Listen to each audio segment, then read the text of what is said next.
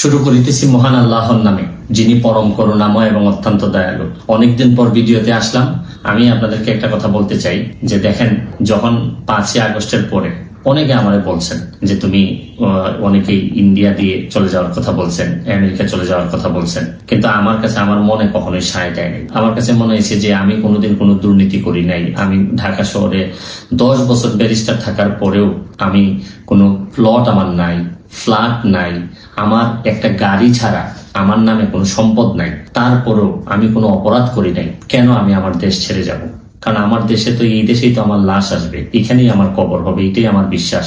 সুতরাং এই দেশ ছাড়ার জন্য আমি কোনোদিন, আমার ইচ্ছা হয় নাই। আমার কাছে মনে হয়েছে যে যদি আমার নামে কোনো মামলা হয়ে থাকে, তা আমি এটা বিচারের মাধ্যমে, যেহেতু আমি আইনজীবী, আমি মোকাবেলা করব, এই সৎ সাহস আমার আছে। আর আমার একটা বিশ্বাস, যেহেতু আমি আইনজীবী, আইনের প্রতিও আমার বিশ্বাস আছে।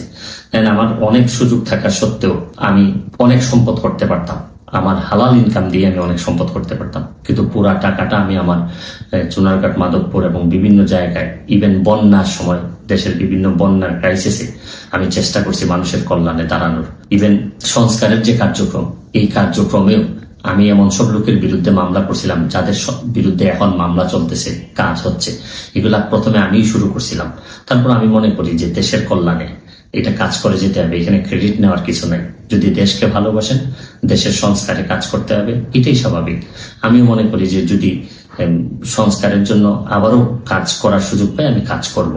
আর সুযোগ না পাইলেও আমার কোনো অসুবিধা নেই। আমি একজন আইনজীবী হিসাবে, সুপ্রিম কোর্টের আইনজীবী হিসাবে আমি আমার প্র্যাকটিসটা চালাই যেতে চাই। আমরা যখন আজকে ব্যারিস্টার সুমনের সাথে আমরা শো করব, তখন অনেকেই আমাদের কাছে জানতে চেয়েছেন এই প্রশ্নটি করার জন্য। আমি একটু ছোট্ট করে এক লাইনে এই প্রশ্নটি করে রাখি যে আপনি আর ফেসবুক লাইভ করবেন কিনা, বিভিন্ন সমস্যা নিয়ে, সাধারণ মানুষের বিভিন্ন সংকট নিয়ে। আপনি যদি ছোট করে বলেন, আমরা মূল প্রশ্ন যাওয়ার আগে, এটা সবচেয়ে বেশি আপনার কাছে প্রশ্ন। সংকট কি দেশ থেকে চলে গেছে নাকি যে আমার লাইভ বন্ধ হয়ে যাবে? আচ্ছা, তার মানে আপনি করবেন সংকট যদি থাকে। আমি ফেসবুক লাইভটা তো হচ্ছে কি আমার একটা এই প্রতিরোধ বা প্রতিবাদ করার একটা উপায়। আপনার কাছে কি মনে হয় যে আওয়ামী লীগ সভানেত্রী বা আওয়ামী লীগের যে যিনি সরকার পরিচালনা করলেন, গত সংসদে যেইভাবে হামলা, মামলা এবং বিরোধী দলের উপর যে নিপীড়নের অভিযোগটা করা হয়েছে, সেইটা আপনি আসলে কিভাবে দেখেন? মানে সংবাদপত্রের কণ্ঠরোধ মুক্ত, সেই যে অভিযোগগুলি আছে মানবাধিকার, সেগুলির ক্ষেত্রে আপনার কাছে কি মনে হয়? মানে মানে মানে সেটা শেখ হাসিনার সরকার ঠিক পথে ছিল? আমার কাছে মনে হচ্ছে কি যে আপনি এই একজন নৌকার প্রার্থীকে প্রশ্ন করতেছেন। আচ্ছা, ঠিক আছে। আমি একজন স্বতন্ত্র প্রার্থীকে প্রশ্ন করতেছেন, নৌকার প্রার্থীকে। বিষয়টা এইভাবে না। তারপর আমি আপনাকে যেটা বলতে চাই হচ্ছে গিয়ে যে আদর্শের রাজনীতিতে থাকলে এক সময় না এক সময় আপনি সার্ভাইভ করবেন। যারা এখন বিভিন্ন অভিযোগ তুলতেছেন, তাদের আদর্শের জায়গাটা আরো স্ট্রং হইলে দেখবেন আমার মতো ওনারাও বেরোয় আসবেন। প্রধানমন্ত্রী শেখ হাসিনার সঙ্গে দেখা হওয়া সামনাসামনি, সেটাই আপনার জীবনের সবচেয়ে বড় ঘটনা। আপনি আর শেখ হাসিনা সরকারকে কি সমালোচনা করবেন? আপনি তো শেখ হাসিনা সরকারেরই একজন। আমার সমালোচনা প্রথম শুরু হয়েছিল আমার বাবার বিরুদ্ধে। আচ্ছা, আমার বাবার কার্যক্রম থেকেই প্রথমে আমি সমালোচনা করা শিখি। তো বিষয়টা হচ্ছে গিয়ে যেসব জায়গায় ধরেন আপনারে আমি সাংবাদিক হিসেবে পছন্দ করি, আপনার সাথে আমার 5টা মিনিট সময় কাটানোটা আমিও মনে করি যে এটা একটা আমার জন্য একটা প্রিভিলেজ। আই এম অনার্ড যে 5টা মিনিট সময় কাটাতে পারতেছি আমরা। কিন্তু একই সময় কিন্তু আপনার বিভিন্ন বিষয়ে কিন্তু আমি একমত হব না। আবার আপনার বিভিন্ন বিষয়ে কিন্তু আপনার একমত তো হবই না, মানে বিনয়ের সাথে আমি আপনার সাথে চরম ভাবে বিরোধিতা করব।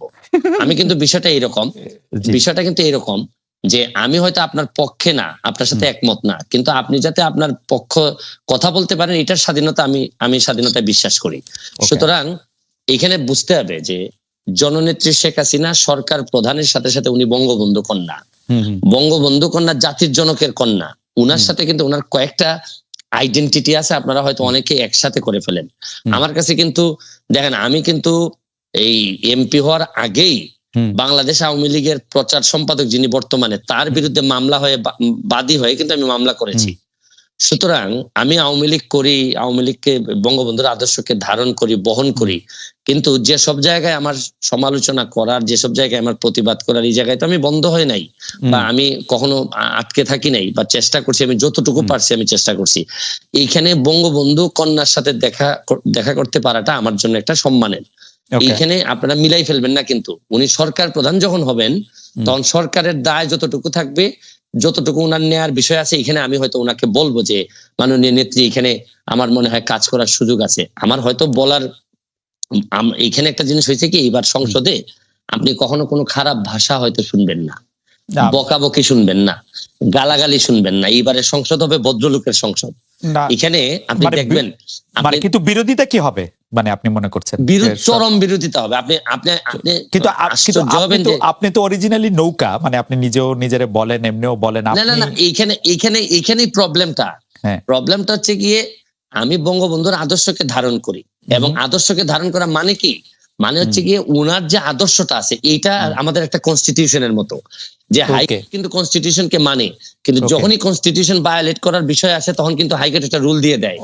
তো বিষয়টা হচ্ছে গিয়ে যে আমার এই জায়গাটা ঠিক রেখে আমার দেশটাকে বাঁচানোর জন্য, দেশটাকে ভালো করার জন্য আমার যে সব জায়গায় নক করতে হবে, এইসব জায়গায় আমি স্বতন্ত্র হিসেবে আমার তো আরো স্কোপ আরো বেড়ে গেল। মিস্টার সাইদুল হক, আমি আপনার কাছে এটা জানতে চাইবো যে সত্যি সরকার চায়, এবং একটি ফর্মুলা এসছে যে আমরা আসলে, আমি বারবার এই ফর্মুলাটি আসলে সরকার যারা সমর্থক, সাংবাদিক, বুদ্ধিজীবী তাদের কাছে শুনছি যে বাংলাদেশে নাকি দেখতে হবে এরকম একটি ছাকনি দিয়ে যে কারা আসলে স্বাধীনতা সপক্ষের শক্তি, কারা স্বাধীনতা সপক্ষের শক্তি দুই, তারাই আসলে সরকারি দল বা বিরোধী দল থাকবে, বাকিরা সব বাদ পড়ে যাবে। এইটি সম্পর্কে আপনার একটু মতামত জানতে চাইবো। আমি মতামত জানতে চাইবো যে সরকার কি সত্যি সব দলকে জাতীয় দল হিসেবে দেখতে চায় কিনা, আপনি এটি কি মনে করেন? আরেকটি প্রশ্ন করব যে আমি দেখলাম যে আওয়ামী লীগ সভানেত্রী যাদেরকে নমিনেশন দিয়েছেন তাদের মধ্যে অন্তত 60 জনের বেশি লোক হেরেছেন, 70 জনের মতো হেরেছেন। এটি কি আপনি সাংঘাতিক রকমের poor and bad and wrong judgement মনে করেন কিনা আওয়ামী লীগের সভানেত্রীর কাছ থেকে? আমি প্রথম প্রশ্নের জবাবে আগে আসি যে সরকার কি এটি চাচ্ছে কিনা যে Awami League B, Awami League C, Awami League D তৈরি হোক বাংলাদেশে? দেখেন, আমি যে উত্তরটা শুরু করার সময় একটা কথা বলতে চাই, যে আমি পড়ছিলাম ছোটবেলায় যে অধিকার ছাড়িয়া দিয়া অধিকার রাখিবার মতো বিড়ম্বনা নাই। তো সাকিব ভাই যখন নির্বাচনে কারচুপি এইসব নিয়ে কথা বলেন, তখন আমার একটা বিষয় আশ্চর্য লাগে যে নির্বাচন বয়কট করার পর, ধরেন আমি গেলাম না এই নির্বাচনে, তারপরে এই নির্বাচন কিরকম হয়েছে এটা নিয়ে আলোচনা করাটা বরং আগের যে স্ট্যান্ডিং আমার এটাকে দুর্বল করে দেয়। জানেন, আমি যখন আমাকে সাকিব ভাইকে প্রশ্ন করা হইলে উনি তো বলতেন যে ভাই আমি যে নির্বাচনে যাই নাই, সুতরাং এটা ধরেন আওয়ামী লীগ করছে নির্বাচন গেল প্রথম ফার্স্ট কোশ্চেন। এক সেকেন্ড বেরিয়ে স্যার, আমার একটু কোশ্চেন আছে, একটা সেকেন্ড একটু কোশ্চেন আছে। সাকিব ভাই নির্বাচনে যায় নাই, কিন্তু সাকিব ভাই তো বাংলাদেশের জনগণ, বাংলাদেশের জনতা, আমি বলছি, আমি শুনেন, মানে না প্রশ্ন করতে পারবে, কিন্তু উনি যে স্ট্যান্ডিং নিয়ে যায় নাই নির্বাচনে, এই স্ট্যান্ডিং এর পরে বরং উনি নির্বাচনের কারচুপি নিয়ে কথা বলাটা নির্বাচনের উনি বৈধতা দিলেন।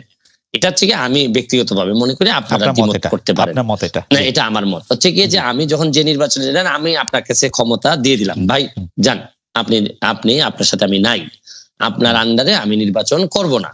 তারপরে এই নির্বাচন কিরকম হয়েছে এটা নিয়ে তর্ক বিতর্ক করা, আমি আমার জায়গায় স্ট্যান্ডিং থাকবো যে আমি শুনেন, আমি যে কারণে আপনার আন্ডারে নির্বাচন করতে চাইনি এটা নিয়ে আমার বিভিন্ন বৈধতা থাকতে পারে, যৌক্তিক দাবি থাকতে পারে।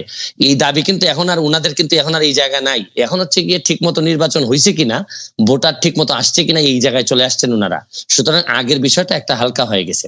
আর আরেকটা বিষয় হচ্ছে গিয়ে এই বিএনপি বা এই ধরনের দল যখন আসে না, ধরেন একটা বড় অংশ তো আসে নাই ভোটে, সুতরাং তখন তো হচ্ছে কি এই জায়গাটা খালি থাকে না, এই জায়গাতে অসংখ্য স্বতন্ত্রের তৈরি হয়েছে।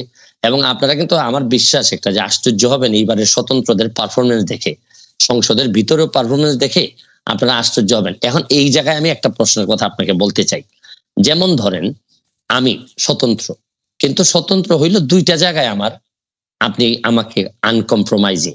একটা হচ্ছে গিয়ে যে আমি বঙ্গবন্ধুকে ধারণ করি, বঙ্গবন্ধুকে বহন করি, আরেকটা হচ্ছে গিয়ে মুক্তিযুদ্ধের সপক্ষের শক্তি হিসাবে আমি নিজেকে দাবি করি এবং এই অনুযায়ী কাজ করি।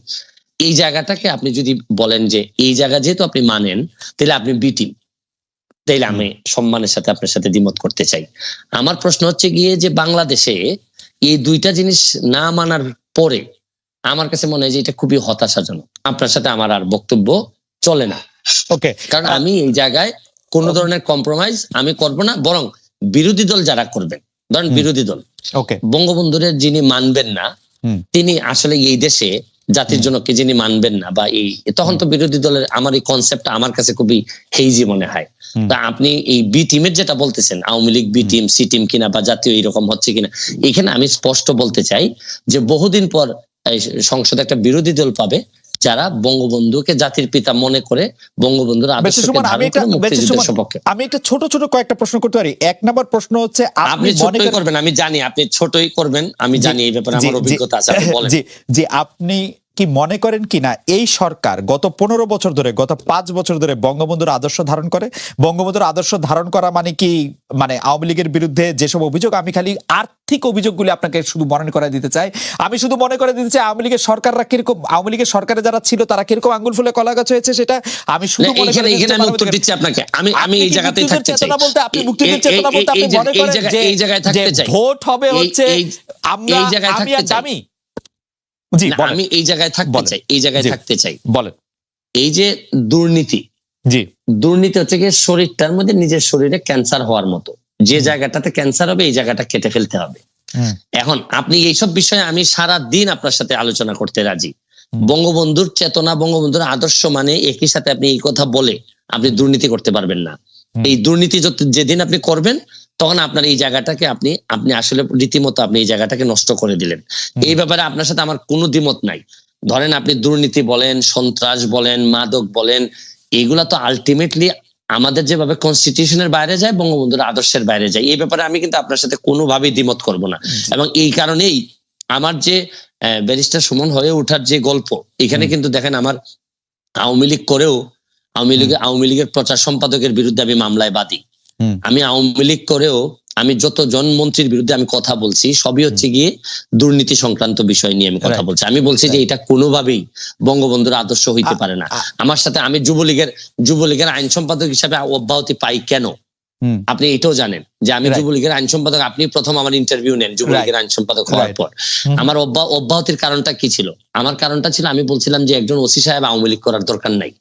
আমি বলছিলাম যে উনার এই মিছিল মিটিং করার দরকার নেই, আওয়ামী লীগ করার জন্য যথেষ্ট পরিমাণ মানুষজন আছে। কিন্তু এই ক্ষেত্রে তারপর আমাকে অব্যাহতি দেওয়া হলো। এখানে একটা মিসআন্ডারস্ট্যান্ডিং থেকেই যায়। আমি বলছি বাংলাদেশের হয়েছে কি, আপনি বাংলাদেশের আদর্শ, রাষ্ট্র, সরকার প্রধান, দলীয় প্রধান, এগুলার মানুষ এমন ভাবে গুলাই ফেলে যে এখন আমরা এক জায়গায় নিয়ে কথা বলতে পছন্দ করি। আসলে কিন্তু আমি সরাসরি প্রশ্ন করি, শেখ হাসিনা বঙ্গবন্ধুর আদর্শ ধারণ করেন বলে আপনি মনে করেন কিনা? অবশ্যই উনি ধারণ করেন।